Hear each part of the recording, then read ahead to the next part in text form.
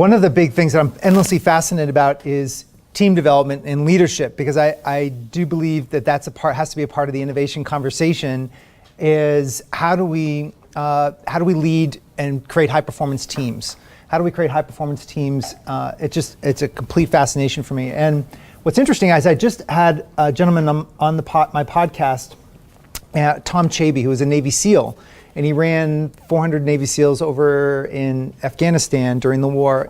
His name's Tom Chaby, and he's now transitioned out of the Navy and is working with private businesses and taking a lot of the research from these high performance teams of 6 and 7 that go into really unpredictable environments. They try the best they can to map it out, but it's about making it up on the fly when you get into trouble. And what type of principles they use. And then he recommended this book called Top Dog during the episode. And I got to reading it, and now I know why he liked it so much, because it really throws a lot of conventions that we have about team performance, just throws it out or puts it on its head with science. Because there's a difference between, I call it the snowflake thinking about team development and actual high performance teams. And that, some of you, I don't know, many of you read Lincoln's book, A Team of Rivals, where it wasn't about they were at each other's throats. And people have talked about this, is like, are we creating friction in our teams? Can that be good? And the Team of Rivals, he surrounded himself with everybody that was his adversary.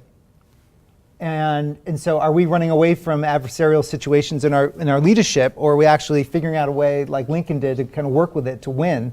And then within these teams, I mean, they're finding out that if you put a resume out there and saying this is a teamwork environment, your best performance scientifically are going to run away from that job, because great performers want to shine.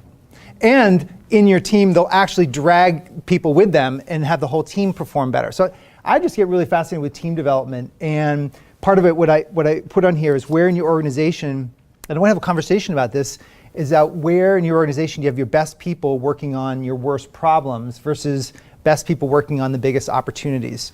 And I just want to see what comes from that conversation. And we can tie it into constraint and culture, which is number 2, because this can go into performance. Like, are we giving people performance reviews once a year?